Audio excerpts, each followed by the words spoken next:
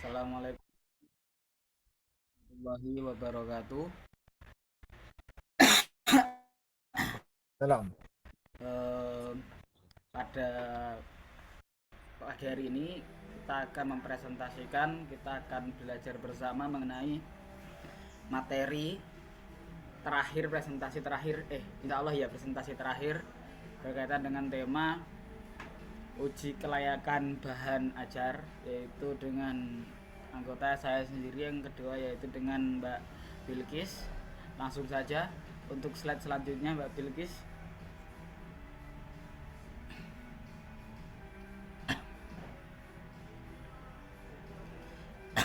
Nah, sebelum kita memahami terkait pengertian uji kelayakan bahan ajar dan sebagainya, pertama-tama kita harus tahu mengapa atau kenapa bahan ajar itu harus diuji terlebih dahulu. Beberapa alasannya, yang pertama yaitu bahan ajar merupakan sumber utama dalam proses pembelajaran. Ketika suatu sumber ajar utama atau bahan ajar utama langsung dicetuskan, kemudian langsung uji cobakan atau langsung diterapkan di sekolah ataupun lembaga formal ataupun bahkan kursusan manapun itu, ketika tidak dilakukan sebuah uji coba atau uji pembelajaran, maka belum bisa dikatakan bahwa bahan ajar tersebut sesuai atau cocok dengan kriteria pembelajaran yang ada di sekolah tersebut. Yang kedua yaitu kualitas bahan ajar harus mempengaruhi pemahaman, minat dan hasil belajar siswa. Nah, ketika kualitas bahan ajar tersebut dinilai kurang sesuai, maka akan memberikan pemahaman yang sulit bagi siswa. Ketika pemahaman yang sulit, maka akan menjadikan minat dan motivasi siswa dalam pembelajaran khususnya bahasa Arab akan menjadi turun. Nah, sehingga akan menghasilkan yang namanya hasil belajar siswa kurang maksimal. Hal ini menjadi faktor utama kenapa bahan ajar harus diuji kualitasnya agar mampu mempengaruhi pemahaman, minat dan hasil siswa secara baik. Nah, kemudian untuk nomor Bang, 3, keras suaranya Ustadz Aziz. cek cek Masmu. Eh, Sorry ya. Terdengar tapi lirih gitu loh. Ya, Baik, maratan ukhra. Ah, baik, langsung saja untuk yang ketiga, yaitu tidak semua bahan ajar langsung layak digunakan di kelas, yaitu sesuai dengan poin pertama yang tadi saya sampaikan, bahwa semua bahan ajar atau semua bahan ajar yang dicetuskan oleh mungkin teman-teman atau mungkin lain sebagainya, ketika bahan ajar itu memang sudah beneran jadi fix dari bab 1 sampai bab selesai penutupan, kadangkala bahan ajar tersebut tidak layak digunakan di kelas karena beberapa kriterianya, yaitu pemahaman, minat dan hasil belajar siswa kurang sesuai dengan bahan ajar yang tersedia pada bahan ajar tersebut. Karena apa? Karena tidak melalui uji coba, karena tidak melalui uji tes kelayakan terlebih dahulu. Apakah bahan ajar ini sesuai dengan kriteria kelas, kriteria kurikulum yang ada pada suatu lembaga pendidikan tersebut. Yang keempat, kenapa bahan ajar harus diuji terlebih dahulu? Yaitu bisa saja terdapat materi yang kurang sesuai, bahasa sulit dipahami, ejaan kurang sesuai, atau mungkin bahasa-bahasa anomali, bahasa-bahasa yang sulit dimengerti, tampilan secara grafik kurang menarik, terlalu banyak tulisan-tulisan sehingga membuat siswa terasa jenuh dan lain sebagainya, ataupun bahkan kurangnya gambar-gambar yang menjelaskan tentang tulisan-tulisan teks tersebut. Karena kita tahu bahwa terlebih bahasa Arab tidak hanya bisa difahami melalui teks saja, tapi juga perlu grafik ataupun tampilan yang menarik dalam sebuah pembelajaran agar mampu menarik motivasi dan lain sebagainya menjadi lebih baik. Kemudian metode latihan kurang efektif, mungkin bisa jadi karena latihannya mungkin terlalu banyak atau latihannya kurang sesuai dan lain sebagainya. Nomor 5 yaitu karena bahan ajar perlu diuji terlebih dahulu agar sesuai dengan kebutuhan siswa dan tujuan pembelajaran. Berkaitan dengan tujuan pembelajaran, yang mana pasti setiap sekolah memiliki kurikulum tersendiri. Ada yang mengikuti kurikulum Kemenak untuk sekolah formal, ada yang kurikulum swasta, mungkin seperti lembaga Pari dan lain sebagainya, atau mungkin kursusan atau lembaga yang ada di pondok pesantren menggunakan kurikulum swasta. maka memiliki tujuan pembelajaran yang berbeda pula. Nah, jadi tidak bisa serta-merta semua bahan ajar digunakan di suatu lembaga kependidikan, suatu lembaga pembelajaran, karena harus sesuai dengan tujuan pembelajarannya. Lanjutnya Mbak Bilgis. Selanjutnya mengenai pengertian uji kelayakan bahan ajar itu sendiri. Yang pertama yaitu pengertiannya yaitu uji kelayakan bahan ajar adalah proses penilaian terhadap suatu bahan ajar untuk mengetahui apakah bahan ajar tersebut dinilai layak, dinilai sesuai, dinilai efektif dan dapat digunakan dalam sebuah pembelajaran. Di antara bahan ajar mungkin kemarin sudah disampaikan di kelompok-kelompok sebelumnya, yaitu yang pertama buku teks, modul, LKPD, handout. Mungkin bagi teman-teman yang belum tahu handout, itu handout seperti istilahnya buku pegangan kecil, buku pembelajaran kecil yang mana di dalamnya pembelajaran sederhana. Jadi didesain yang sangat sesederhana mungkin, tidak seperti buku teks atau modul dan sebagainya. Modul, kemudian media digital pembelajaran, kemudian ada juga video pembelajaran dan lain sebagainya. Nah, adapun pengertian uji kelayakan bahan ajar, yang pertama menurut Sugiono yaitu tentang R&D pendidikan, yaitu beliau menilai atau memaparkan yaitu produk pendidikan atau bahan ajar pendidikan harus diuji keefektifan dan kelayakannya sebelum diproduksi atau digunakan secara luas. Itu menurut Bapak Sugiono. Kemudian menurut Edi Model yaitu uji kelayakan bahan ajar adalah tahap akhir pengembangan produk, adalah sebuah evaluasi. Karena suatu bahan ajar ketika semua sudah disusun dengan baik, jika tidak adanya evaluasi, maka apakah bahan ajar tersebut dikatakan layak? Oh, tentu kita tidak tahu karena tidak adanya evaluasi, langsung diterapkan begitu saja tanpa adanya evaluasi. Maka diperlukan adanya evaluasi agar menilai apakah produk tersebut sesuai dengan kebutuhan pengguna di lapangan dan lain sebagainya. Kemudian yang ketiga yaitu penilaian bahan ajar ini mencakup beberapa hal, yaitu yang pertama isi materi, bahasa, penyajian, dan desain. Ini menurut BSNP, Badan Standar Nasional Pendidikan yang ada di Indonesia atau yang sering digunakan di Indonesia. Jika belum sesuai, maka bahan ajar perlu direvisi terlebih dahulu. Apa saja yang kurang? Semisal materinya terlalu terbebani, terlalu besar, bahasanya kurang elegan, kurang efektif, kurang sederhana, maka perlu disederhanakan. Penyajian secara materinya terlalu tidak sistematis, mulai dari yang berat dulu kemudian yang sulit dan lain sebagainya, mungkin acak, perlu disistematiskan. Dan desain pembelajarannya harus semenarik mungkin, direvisi sebaik mungkin. Setelah itu baru disebarkan ke lembaga pendidikan atau digunakan di lembaga pendidikan agar pembelajaran tersebut bisa digunakan secara baik. Selanjutnya dasar teori uji kelayakan bahan ajar. Saya mengambil 3 teori atau 3 patokan. Yang pertama dari BSNP yang sering digunakan di Indonesia atau Badan Standar Nasional Pembelajaran. Bahan ajar dinilai dari 4 aspek utama. Yang pertama yaitu kelayakan isi, kelayakan bahasa, kelayakan penyajian, dan kelayakan kegrafikan. Mengenai 4 hal ini nanti akan dijelaskan di slide selanjutnya tentang apa saja kelayakan isi, kelayakan bahasa, dan lain sebagainya. Kemudian yang kedua yaitu dari Borg and Gall tentang research and development. Produk pendidikan yang dikembangkan atau yang diterbitkan atau yang diproduksi harus melalui beberapa hal, beberapa faktor. Yang pertama yaitu validasi ahli. Kita memberikan atau kita menyodorkan buku atau produk bahan ajar ini ke ahli, misal ahli bahasa Arab mungkin, atau misal mungkin ahli grafik mungkin, ahli pengamatan mungkin. Apakah buku ini sudah sesuai dengan validitas ahli tersebut? Kemudian selanjutnya yaitu ketika belum sesuai, yaitu revisi produk. Direvisi apa yang kurang bagus, apa yang kurang sesuai dan sebagainya. Kemudian uji coba terbatas di dalam suatu lingkungan kecil, mungkin uji coba secara kecil. Mungkin kemarin saya sempat melihat seperti kasusnya siapa ya, lupa saya, ada itu teman saya di Instagram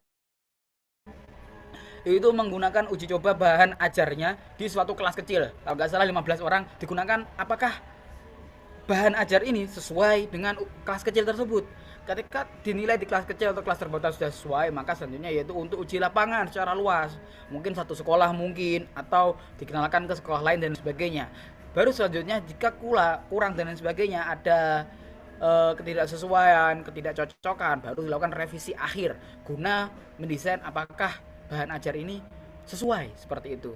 Kemudian selanjutnya yaitu EDI, yaitu memulai dari analisis bahan ajarnya seperti apa, kita kumpulkan bahan-bahannya, kemudian kita desain, kita cetak dan lain sebagainya, kemudian kita development, kita kembangkan, kita sebarkan dan lain sebagainya, kemudian kita implementasikan, dan yang terakhir yaitu kita evaluasi dari bagian akhir dari BSNP, Book and Gale, dan EDI, semua pasti bertahap akhir dievaluasi, karena pada dasarnya semua kelayakan bahan ajar atau uji kelayakan pasti muaranya yaitu di evaluasi, seperti itu. Selanjutnya, kemudian tujuan uji kelayakan. Yang pertama yaitu mengetahui kualitas bahan ajar.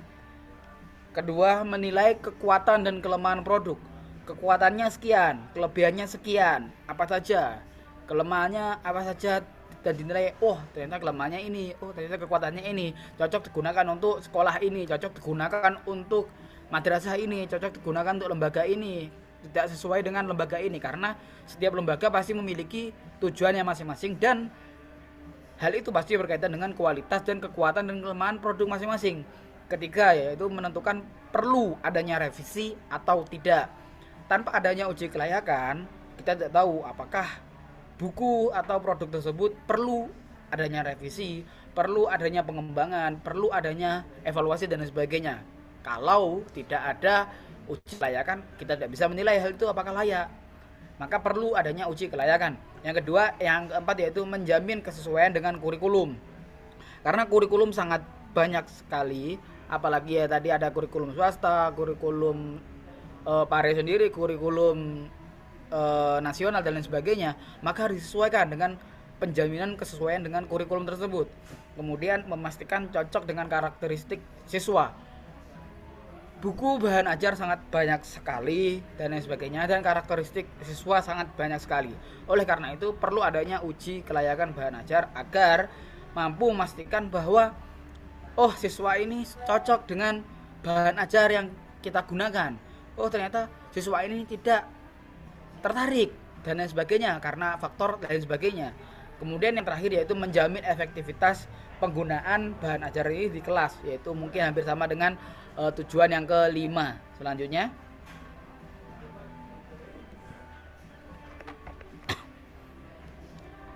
yang terakhir yaitu aspek yang diuji atau isi bahasa isi yang diuji dari bahan ajar tersebut ini sesuai dengan BSNP yang sering digunakan di Indonesia, yaitu yang pertama kelayakan isi. Apa saja yang berkaitan dengan kelayakan isi tersebut, yaitu kesesuaian materi dengan kurikulum atau capaian pembelajaran. Apakah materi tersebut sesuai dengan capaian pembelajaran yang ada di setiap sekolah, setiap lembaga dan sebagainya. Kebenaran tentang konsep materi. Materi yang kadang kan ada itu sebuah buku yang mana konsep materinya kadang kurang sesuai atau bahkan mungkin tidak sesuai, salah dan sebagainya. Maka isinya harus memang benar-benar layak. Kemudian yang ketiga, kedalaman materi sesuai dengan jenjang siswa. Keempat, manfaat materi bagi siswa. Apa yang bisa diambil dari siswa? Apa yang bisa diambil dari materi tersebut? Apakah komunikatifnya, apakah verbalnya, atau dan lain sebagainya. Kemudian kelayakan bahasa. Kalimat harus jelas dan bersifat komunikatif, terlebih untuk bahasa Arab untuk pemula, apalagi kelas 7 ataupun mungkin SD, MI dan lain sebagainya. Harus jelas dan bersifat komunikatif, mengajak berbicara, bukan hanya sekedar teori atau teks belaka. Kemudian sesuai usia siswa dan tidak ambigu bahasanya. Kemudian instruksi mudah difahami. Kadang ada bahan ajar yang mana mungkin hanya bertuliskan latihan atau merina tanpa menjelaskan instruksinya. Mungkin instruksinya bahkan ada tapi kurang jelas dan sebagainya. Guru harus menjelaskan. Nah, ini menjadi PR bagi guru karena bahan ajar tersebut mungkin bahasanya kurang sesuai. Kemudian yang ketiga yaitu kelayakan penyajian. Materi, isi, madah dan lain sebagainya harus disajikan secara sistematis dari mudah ke sulit. Ada pendahuluan. isi, latihan, dan evaluasi. Menarik dan interaktif dalam membuat motivasi atau minat belajar siswa menjadi tertarik dan lain sebagainya. Kemudian yang terakhir yaitu kelayakan kegrafikan. Cover dan layout harus menarik karena siswa pasti menilai, wow ini covernya menarik nih, layoutnya menarik nih, jadi mudah untuk difahami dan sebagainya. Ukuran huruf dan warna harus nyaman dilihat, harus kontrasnya dikurangi sekontras mungkin dan sebagainya. Gambar harus relevan dan menggugah motivasi. Selanjutnya mungkin untuk contoh bahan ajarnya. Nah, ini adalah contoh bahan ajar yang sudah layak uji coba dan pasti layak karena sudah melalui berbagai fase BSNP dan lain sebagainya dan juga diterbitkan oleh Kemenak tahun 2020. Di dalam buku ini terdapat materi yaitu pertama at-ta'aruf. Yang pertama itu berisi dengan materi pengenalan dan lain sebagainya. Kemudian terdapat mufrodat-mufrodatnya terdiri dari mufrodat huwa hiya anta anti ana mulai dari dasar. Kemudian berkembang lagi mufrodatnya ke mufrodat perkenalan, teman dan lain sebagainya. Kemudian juga terdapat sebuah dialog sederhana yang diperlukan untuk kelas 7.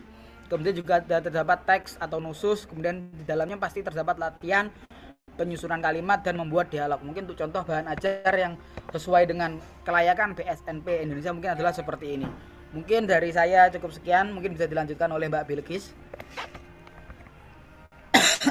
Baik, terima kasih Aziz. Selanjutnya masuk ke instrumen.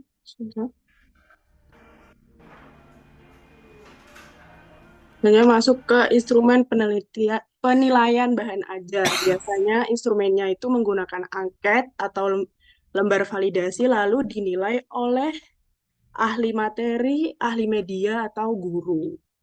Dinilai oleh ahli-ahli yang berhubungan dengan materi bahan ajar. Selanjutnya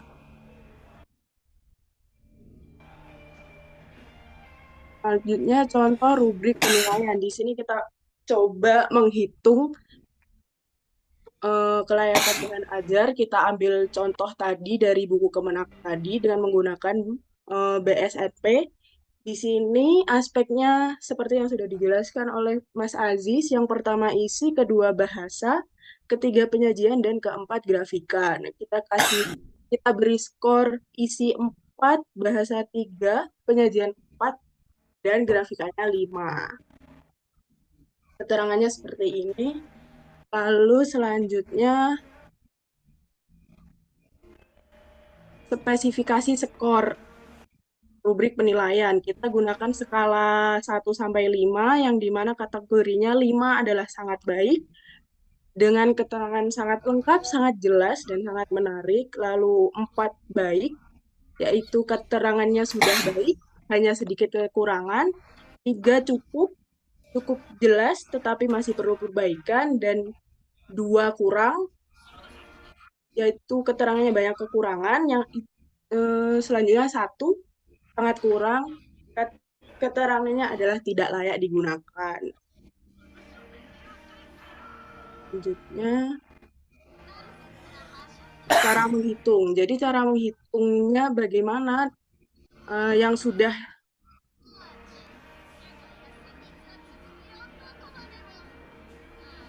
seperti yang sudah dikategorikan tadi,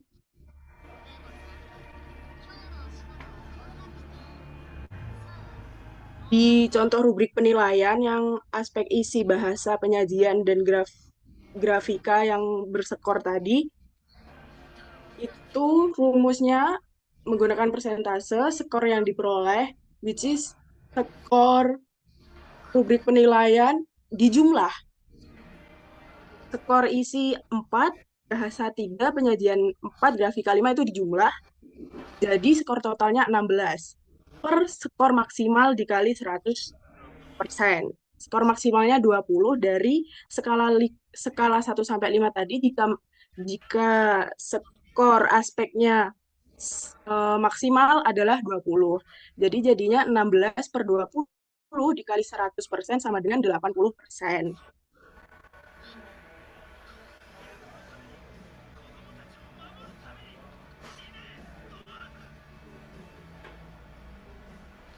dari 80% yang sudah kita dapatkan tadi masuk kategori seperti berikut, yaitu masuk ke layak. Nah, kategori hasilnya apa saja? Yang pertama itu dapat jika nilainya atau persentasenya adalah persentase uji kelayakannya adalah 81 sampai 100%, yaitu masuk kategori sangat layak. Jika hasilnya 61 sampai 80% berarti layak, 41 sampai 60% cukup. Jika kurang dari 40% berarti tidak layak. Berarti tadi hasil perhitungan yang kita coba tadi masuk ke 80% yaitu layak.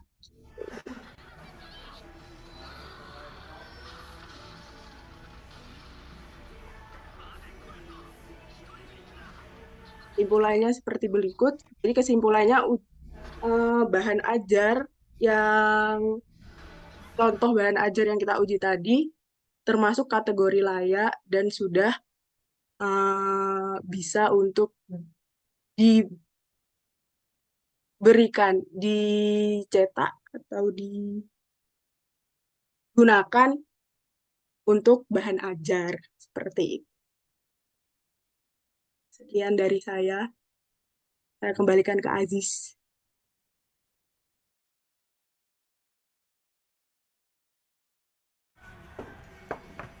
Baik, terima kasih atas materi yang telah disampaikan oleh Mbak Bilkis, dan terima kasih kepada teman-teman karena telah menyimak dan memperhatikan materi yang kami sampaikan.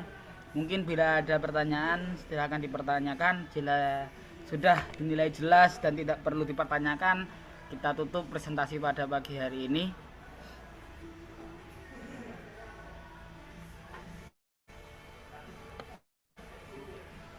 Mau tanya Oke, silahkan Mas. terkait yang apa rumus yang perhitungan kelayakan tadi yang barusan dijelaskan sama Bilkis. Sebenarnya rumus tersebut itu ada versi lain atau ya hanya itu aja rumus yang dipakai? Karena beberapa kali saya baca-baca, ini kan kebetulan banyak yang pengembangan juga nih ya tesisnya, dan saya juga masih sangat ini buntu terkait itu. Jadi saya lihat beberapa itu mirip-mirip tapi kok kayak beda. Nah, sebenarnya itu ada beberapa versi dan itu sama-sama valid atau satu tapi penulisan rumusnya aja yang berbeda gitu. Kayak yang tadi dijelaskan sama si Bilkis itu perhitungan persentase yang akhirnya dibilang layak, dibilang eh, sangat layak dan seterusnya itu beda dengan yang pernah tak baca di beberapa penelitian pengembangan yang tak kumpulkan gitu.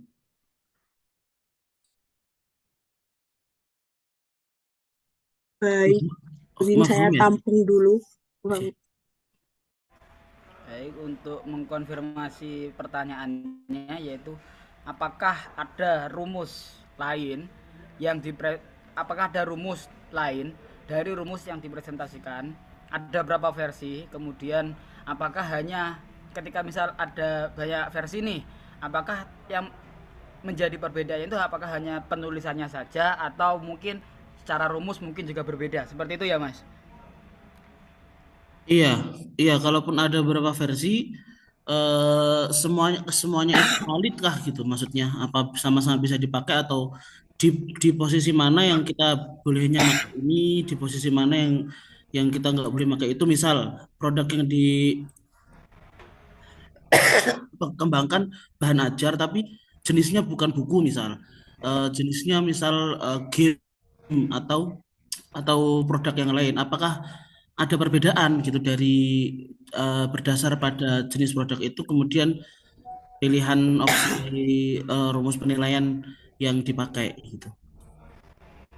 Baik, terima kasih Mas Rozin. Pertanyaan yang lain, monggo Mas Zulhak, silahkan. Baik, terima kasih sebelumnya. Yang ingin saya tanyakan berkaitan dengan metode Borg and Galt dan juga Edi. Sampai saat ini saya masih agak sedikit bingung tentang kedua metode ini karena sama-sama pengembangan. Sekiranya adakah hal yang membedakan di antara kedua ini? Dan kalau semisal spesifikasinya seperti apa untuk metode board enggal kapan kita gunakan, atau ID itu khusus untuk pengembangan seperti apa, ataukah mungkin keduanya ini bisa kita gunakan terserah dari peneliti atau gimana? Sekiranya pertanyaan jelas atau belum? Baik, izin mengkonfirmasi mengenai metode Borg, Engel, dan Eddy. Karena memang dua-duanya hampir sama, apakah ada yang membedakan dari kedua hal ini? Kemudian ketika misal ada yang membedakan, di manakah letak perbedaannya dan bagaimana cara penerapan atau eh, perbedaan dari kedua apa ini Eddy dan Borg Engel di dalam sebuah penerapannya, karena mungkin teman-teman juga ada yang menggunakan pengembangan. Apakah seperti itu, Mas ya? Mungkin juga bahasanya kapan kita gunakan metode ini atau metode board and goal dan EDI ini? Adakah khusus spesifikasi produknya pengembangan seperti apa gitu loh? Syukran. Baik, terima kasih. Monggo Mbak Bilkis mungkin bisa menjawab terlebih dahulu jika sudah menemukan jawabannya.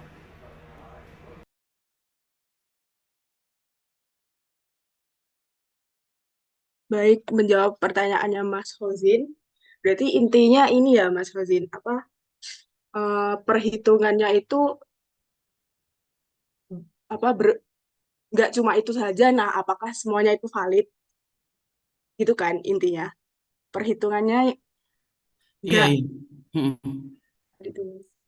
Jadi yang saya pakai ini memang yang paling umum dan paling sering digunakan. Tapi memang rumusnya nggak hanya persentase aja. Ada rumus rata-rata skor, ada rumus validitas. Nah, itu tuh semua tergantung pedoman penelitian atau tergantung yang menguji bahan ajar tersebut. Tuh. Kalau ditanya valid apa enggak, semuanya itu valid asal skala penilaiannya jelas. Terus skor maksimalnya juga dihitung dengan benar. Kategori hasil atau kategori hasil ditentukan dari sumber yang jelas juga, yang konsisten. Gitu. Itu Mas Fadil. Apakah masih ada yang belum dipahami? Mafhum, mafhum. Dan Mas Fadil.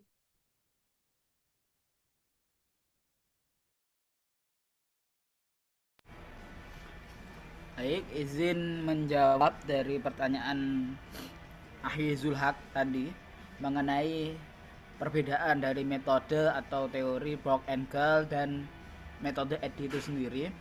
Karena mungkin teman-teman mungkin justru lebih paham karena mengambil teori pengembangan, jadi saya akan menjelaskan mungkin sefaham atau mungkin sependek pemahaman saya dan lain sebagainya. Yaitu yang pertama, kita harus tahu bahwa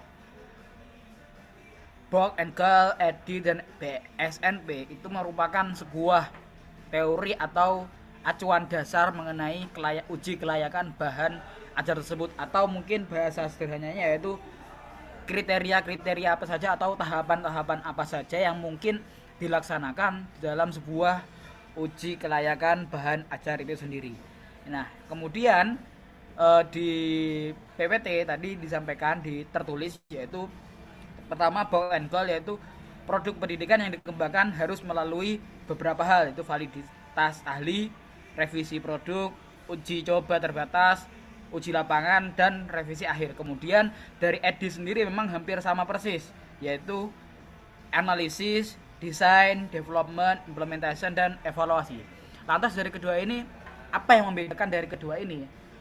Secara yang membedakan hampir terlihat jelas bahwa kedua hal ini sama, tapi yang menjadi perbedaan dari Eddy and Borg pemahaman saya dan mencari saya di dalam sebuah referensi kemarin, yaitu untuk Eddy sendiri mungkin ya tidak dilakukan di dalam sebuah uji coba terbatas, jadi langsung kepada developmentnya. developmentnya yaitu langsung kepada uji lapangan. Sedangkan di Box and Gallery sendiri dilakukan uji coba terbatas, uji coba kecil, skala kecil seperti itu. Kemudian apakah dua ini bisa digunakan di semua bahan ajar atau kapan kita bisa menggunakan metode ini? Semua metode SNP, Box, NGAL, EDIT dan sebagainya bisa kita gunakan, bahkan mungkin bahasanya bisa digunakan secara bersamaan, karena pada dasarnya ini adalah sebuah cara atau tahapan-tahapan untuk menguji kelayakan bahan ajar tersebut. Ini hanyalah sebuah tahapan-tahapan atau mungkin kriteria-kriterianya. Ketika semisal mungkin Mas Zulhak punya sebuah buku dan lain sebagainya, saya punya sebuah buku yang namanya Arobiyatunan dan lain sebagainya, mungkin teman-teman punya sebuah buku dan lain sebagainya, silahkan teman-teman menggunakan teori atau pendekatan Box and Gallery, EDIT dan lain sebagainya, asal dengan tujuan yaitu memang bertujuan untuk menguji kelayakan bahan ajar tersebut dan ujung akhirnya yaitu evaluasi dan revisi ketika ditemukan sebuah kekurangan dan lain sebagainya. Bisa digunakan untuk semua bahan ajar, bahkan mungkin video digital dan lain sebagainya, game dan lain sebagainya, buku ajar dan lain sebagainya. Dan kapan digunakannya? Kapanpun bisa digunakan dan untuk situasi apapun bisa digunakan. Mungkin untuk kurikulum ini dan lain sebagainya, penerapan ini dan sebagainya bisa digunakan. Mungkin seperti itu Mas, secara persamaan dan perbedaannya Mas. Bagaimana Mas Zulhak? Syukran, syukran. Barakallahu fikum. Baik, Afwan. Ada tambahan lagi dari teman-teman? Bila mana tidak ada tambahan atau pertanyaan lagi, mungkin sekiranya bisa kami tutup untuk presentasi hari ini. Izin bertanya. Monggo Mbak Rika. Pertanyaannya, kan tadi ada ahli materi sama ahli media. Terus itu siapa aja sih yang bisa jadi ahli materi sama ahli media? Apakah ada kriteria tertentunya gitu? Sudah, terima kasih. Baik, izin menjawab. Pertama berkaitan dengan ahli materi dan ahli media.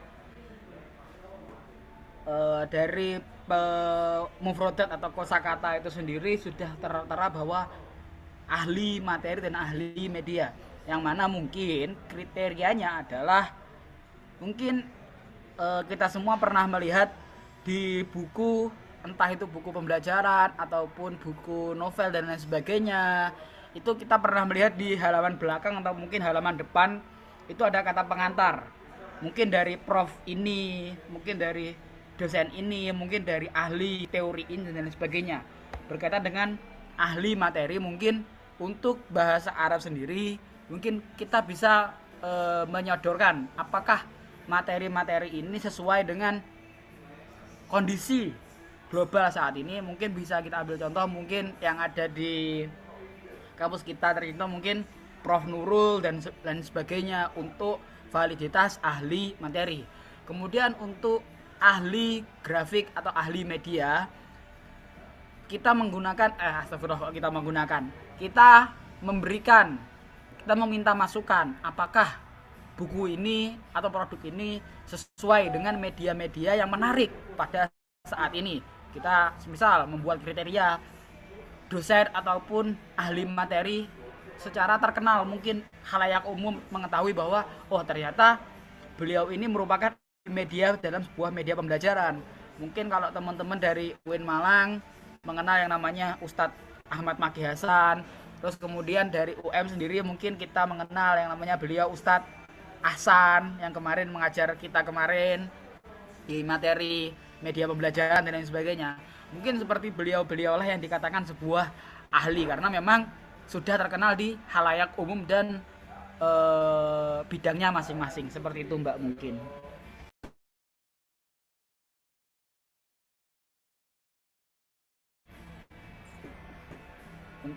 Oke, terima kasih. Sama-sama. Tambahan dong, Oke, maksudnya monggo. lanjut nanya maksudnya. Oh, Fadol, Fadol Ini Arif. berkaitan sama ahli yang barusan dibahas itu. Sehingga ada ini nggak indikator pasti orang tersebut masuk kategori ahli. Ada apa nggak? Kalau misal nih kan kita bikin pengembangan, terus atau tesis kita pengembangan lah istilahnya. Terus bisa nggak ahli itu yang kita minta adalah dosen pembimbing kita sendiri. Kalaupun kalaupun bisa itu menyalahi aturan apa enggak gitu. Bukan tadi kan kalau cuma sekedar terkenal sudah ahli di itunya atau apa, mesti ada validasi tertentu yang menunjukkan bahwa oh itu orang-orang dosen-dosen itu sudah melewati indikator bahwa beliau beliau ahli di bidangnya itu ada nggak kira-kira atau sebenarnya ya enggak ya yang penting sekira beliau ahli eh, karena misal karena mengampu mata kuliah tersebut atau karena emang penelitian beliau banyak tentang itu apa apa gimana? Izin menjawab dan mungkin mungkin teman-teman nanti ada yang menambahkan mungkin dari yang sudah berpengalaman Mbak Rizania dan lain sebagainya, Mbak Rifda ataupun bahkan Mbak Osita dan lain sebagainya. Sefaham saya, ketika semisal kita mengembangkan sebuah buku terus kemudian kita meminta pendapat atau pendapat ahli semisal dari dosen pembimbing mata kuliah kita, bisa digolongkan menjadi dapat digunakan atau menjadi ahli materi tersebut karena sudah pasti dosen yang mengampu mata kuliah itu memiliki keahlian di bidang mata kuliahnya tersendiri. Misal kita mengembangkan sebuah buku yang bernama mungkin buku filsafat dan lain sebagainya. Kemudian ada dosen mata kuliah kita, dosen pembimbing kita, beliau merupakan dosen filsafat dan pembelajar atau pengampu materi filsafat. Kita bisa meminta saran beliau untuk dalam hal ahli materi atau validitas ahli materi ini apakah memang sudah sesuai dengan kriteria. Kemudian ini mungkin hanya opini saya ya mungkin. Ketika semisal hanya menggunakan dosen pengampu materi, mungkin untuk penggunaan buku tersebut mungkin hanya digunakan untuk kalangan-kalangan terbatas mungkin mas, mungkin seperti misal hanya untuk kalangan lembaga swasta A atau lembaga swasta B yang mana mungkin kita ajar dan lain sebagainya, atau mungkin kursus A kursus B, karena yang kita gunakan hanya dosen pengampu materi kita. Kemudian untuk kriteria-kriterianya kurang lebih saya kurang paham ya untuk kriteria-kriterianya, karena yang saya temukan kemarin di referensi yaitu menyatakan bahwa di BSNP itu harus di BSNP di GOKN itu harus menyertakan validitas ahli, yang mana kata ahli itu sebenarnya luas, tapi yang penting kriterianya adalah beliau yang dikatakan ahli ini memang memiliki kemampuan yang mumpuni dan pemahaman yang sangat lebar terkait masalah kekurangan dan kelebihan suatu materi buku ajar tersebut, buku ajar bahasa Arab, buku ajar bahasa Inggris dan lain sebagainya. Kemudian untuk kriterianya mungkin bisa dikatakan lebih lanjutnya mungkin seperti profesor bidang linguistik, mungkin profesor bidang apa ya, linguistik, sastra dan lain sebagainya, mungkin seperti itu untuk validitas ahli materi. Mungkin dari teman-teman ada yang menambahkan dan lain sebagainya.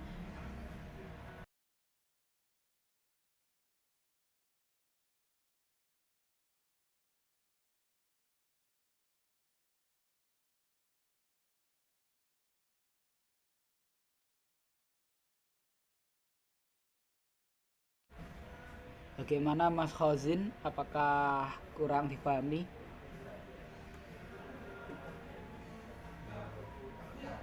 Sejujurnya barangkali teman-teman ada yang lebih ngerti lagi, lebih paham lagi gitu.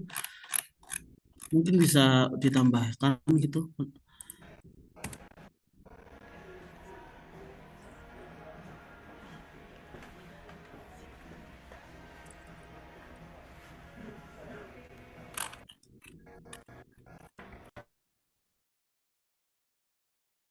Izin ya Mas ya, kayak ini pengalaman teman-teman saya aja. Semuanya izin ya menambahkan yang tadi terkait itu apa namanya validator. Nah, ini kan saya juga nggak pernah pengembangan ya, tapi ini melihat dulu orang-orang yang pernah pengembangan itu kalau di sini, misal kalau di kampus itu teman-teman pasti nanti carikan validatornya siapa gitu ya. Itu apakah bisa dosen pembimbingnya sendiri itu kemungkinan kecil banget. Biasanya teman-teman itu cari yang dia bukan dosen pembimbingnya. Kalau cari validator, biasanya nanti diarahkan. Jadi dilihat kita itu misal pengembangan buku, pengembangan bahan ajar ya.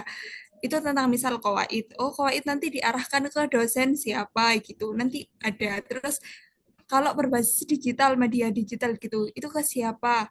Oh, nanti diarahkan ke beliau gitu. Tapi minta arahannya itu biasanya bisa ke dosen pembimbing. Gitu aja sih setahu saya. Sudah, terima kasih. Izin menambahkan, Oke. izin Ahlan, menambahkan ahlan, tafadhal. eh, Fadal ahi, berkaitan fadal. dengan statement dari Mbak Husita tadi. So, eh, sedikit. Jadi kalau di UM itu validatornya biasanya di jurusan itu memberikan OM, sehingga nanti kita akan langsung dipilihkan oleh departemen untuk mendapatkan validatornya itu sendiri. Jadi apapun, entah itu media, entah itu tipikal analisis, entah itu pengembangan media, pasti akan selalu ada validatornya. Dan validatornya nggak boleh dosping karena nanti khawatirnya jadi bias.